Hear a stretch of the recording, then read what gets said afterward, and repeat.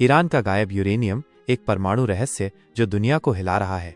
कुछ ही दिन पहले एक ऐसी खबर आई जिसने पूरी दुनिया को चौंका दिया। अमेरिका ने ईरान के परमाणु ठिकानों पर ताबड़तोड़ बमबारी कर दी। इरादा साफ था, ईरान के परमाणु बम बनाने के सपने को हमेशा के लिए तोड़ देना। 6 बंकर बस्टर बम ईरान की 3 न्यूक्लियर साइट पर गिरे और लगा कि अब खतरा टल गया है। अमेरिकी राष्ट्रपति डोनाल्ड ट्रंप भी संतुष्ट नजर आए। उन्होंने ऐलान किया, अब ईरान परमाणु बम नहीं बना सकता। लेकिन ये शांति सिर्फ कुछ पलों की थी। किसी को नहीं पता था कि आने वाले कुछ ही दिनों में एक ऐसा खुलासा होगा जिससे पूरी दुनिया एक बार फिर सकते में आ जाएगी। जेडी वेंस का वो खुलासा जिसने नींद उड़ा दी। हमले के ठीक बाद अमेरिकी उपराष्ट्रपति जेडी वेंस एक इंटरव्यू देते हैं और इसमें वो कुछ ऐसा कहते हैं जो किसी ने सोचा भी नहीं था। एक ऐसा सच जिससे इजराइल ही नहीं, खुद अमेरिका भी हिल गया। ये खुलासा था ईरान के पास मौजूद यूरेनियम को लेकर। क्या ईरान ने अमेरिका को धोखा दिया? क्या बमबारी से पहले ही वो कुछ छुपा चुका था? सबसे बड़ा सवाल, आखिर 400 किलो यूरेनियम कहाँ गायब हो गया? यूरेनियम मौत का वो जरूरी तत्व। इससे पहले कि हम इस बड़े रहस्य की गहराई में जाएं, आइए समझते हैं यूरेनियम क्या है। यूरेनियम पृथ्वी की सतह पर पाई जाने वाली एक ऐसी धातु है जो बहुत भारी होती है। ये एक हाईली रेडियोधर्मी यानी रेडियो एक्टिव एलिमेंट है। यूरेनियम 238 इसका सबसे आम प्राकृतिक रूप है, लेकिन परमाणु बम बनाने के लिए जिस यूरेनियम की जरूरत होती है वो है यूरेनियम 235। सीधे और आसान शब्दों में कहें तो परमाणु बम बनाने के लिए यूरेनियम 235 उतना ही जरूरी है जितना एक इंसान को जिंदा रहने के लिए सांस लेना।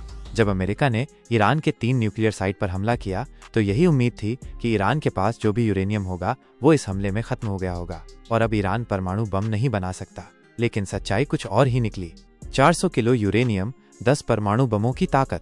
इस सच से पर्दा उठाया है खुद अमेरिका के उपराष्ट्रपति जेडी वेंस ने। ABC न्यूज को दिए एक इंटरव्यू में जेडी वेंस ने जो दावा किया उसने दुनिया भर में भूचाल ला दिया। उन्होंने कहा, ईरान के पास यूरेनियम की इतनी मात्रा है जिससे 10 परमाणु बम बनाए जा सकते हैं।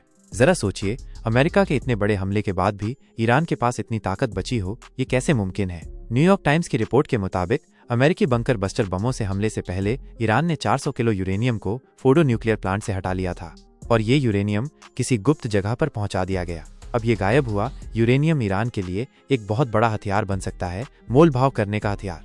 अगर इस यूरेनियम को 90% तक संवर्धित कर लिया जाता है तो उससे परमाणु बम बनाया जा सकता है। ईरान अब अगली परमाणु डील बातचीत के दौरान इस यूरेनियम के लिए एक बड़ी चाल चल सकता है, वो 16 ट्रक और एक रहस्यमयी ट्रांसफर।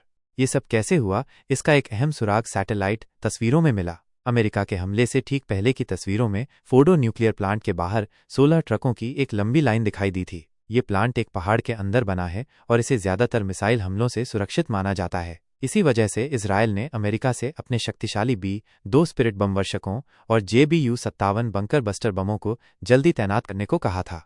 ये वही बम थे जो अमेरिका ने ईरान के फोर्डो, नतांज और इस्फहान परमाणु सुविधाओं पर गिराए। हमले के बाद की तस्वीरों में तीनों न्यूक्लियर साइट्स को काफी नुकसान पहुंचा था, लेकिन वो 16 ट्रक वहां से गायब थे। हालांकि यह अभी भी स्पष्ट नहीं है कि यूरेनियम कब और कहां ट्रांसफर किया गया है, लेकिन अमेरिका और इजराइल का मानना है कि इसे इस्फहान के पास एक अन्य भूमिगत भंडारण सुविधा में भेज दिया गया है। सवाल अब भी बना हुआ है, क्या ईरान सच में परमाणु बम बना रहा है? ईरान का रुख और दुनिया का बढ़ता तनाव। ईरान लंबे समय से कहता रहा है कि उसका परमाणु कार्यक्रम शांतिपूर्ण उद्देश्यों के लिए है, लेकिन इजराइल ने अपने हमले से पहले परमाणु बम बनाने के दावों को हवा दी थी। तिल अवीव ने तो यहां तक कहा था कि तेहरान परमाणु हथियार बनाने की प्रक्रिया में पॉइंट ऑफ नो रिटर्न तक पहुंच रहा है। वहीं इजराइल के हमलों के बाद ईरान ने परमाणु हथियारों के प्रसार को रोकने के लिए बनी अंतर्राष्ट्रीय प्रणाली की गैर प्रसार संधि NPT से भी पीछे हटने की धमकी दी थी। ईरान के उप विदेश मंत्री तख्त रावंची ने परमाणु कार्यक्रम छोड़ने के दावों को खारिज कर दिया था। उन्होंने साफ कहा, कोई हमें ये नहीं बता सकता कि हमें क्या करना है।